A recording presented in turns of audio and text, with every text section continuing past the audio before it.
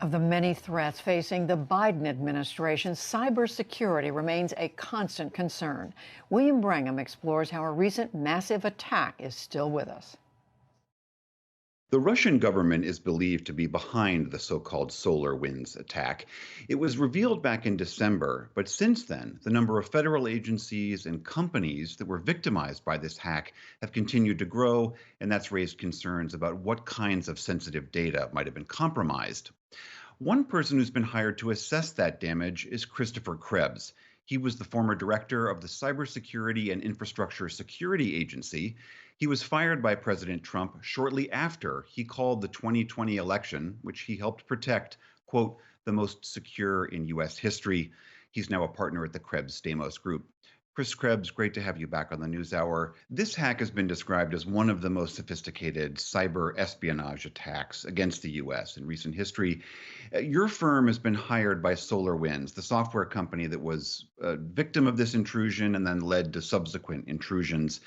Do you share the belief that this was the Russians behind this attack? So certainly, even before I was brought in by the new CEO to help them both understand the nature of the compromise, the hack, but also how to build a leading edge security program inside SolarWinds, it was obvious to, I think, most of the cybersecurity vendors and companies out there, as well as what I had heard and was hearing from the national security community, that this was very likely, if not certainly, a Russian espionage campaign tied to what's known as the SVR, which is their intelligence, their foreign intelligence service. And again, it's got all the hallmarks of just quiet, patient, deliberate, very well planned and executed. And they showed, in fact, a good deal of restraint in how they executed, which is not always the tradecraft of some of the other Russian cyber actors. I mean, so many of our federal agencies were victims of this, many companies. Do you have a sense of what the Russians were after, what they took? If it is in fact an espionage campaign, again, I think that seems to be the general consensus. They're very likely looking for information on diplomatic negotiations, economic negotiations, national security conversations and policy making that the Russians would be interested in, including things like chemical weapons and things of that nature. So I do believe that they were pecking around looking for relevant information to the Kremlin and the Russian government leadership.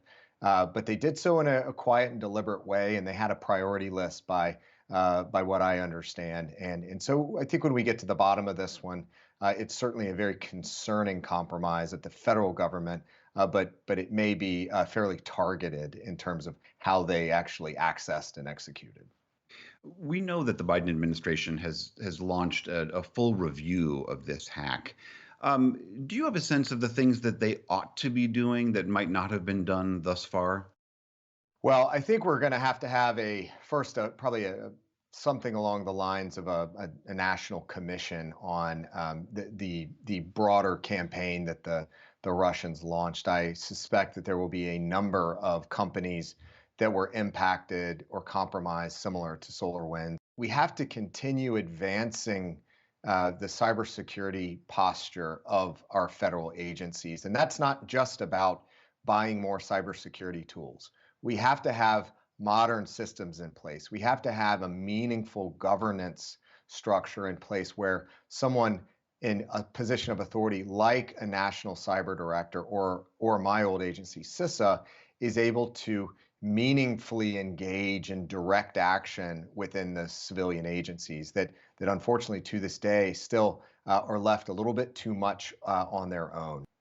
I want to turn lastly to the election. As you well know, you worked very hard to secure this election, and by all measures, that was a success. But the former president and many members of the GOP don't buy that. They argue that there was widespread fraud. The former president said that this election was stolen. I'm just curious, as someone whose job was not just to secure elections infrastructure, but also to bat down false facts, how do we as a nation wrestle with this ocean of misinformation? So first off, we need those that propagated the big lie that the election was stolen. They need to own up to their lies, or they need to be held accountable. And one way for the president is through impeachment and conviction. I think that needs to continue moving forward for a few reasons. First is that, I've said it before, but you don't get mulligans in insurrection and trying to overthrow an election. There have to be meaningful consequences, or someone a little bit more dedicated, a little bit more competent may try it again, and unfortunately next time be successful. We also have to send a clear message to our allies that we have governance mechanisms here in the U.S. to ensure that our democracy is stable. And lastly, to dictators across the world that may try to meddle here or elsewhere, we're not going to tolerate it, and that there will be consequences.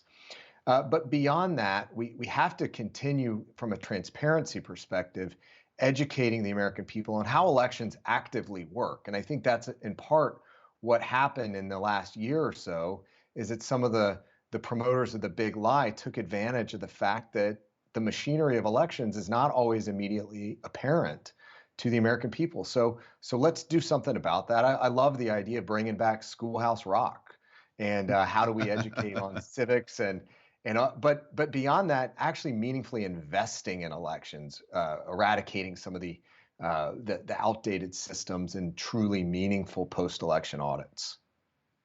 All right, here's to more Schoolhouse Rock. Christopher Krebs, former director of CISA, great to have you back on the NewsHour. Thanks, William.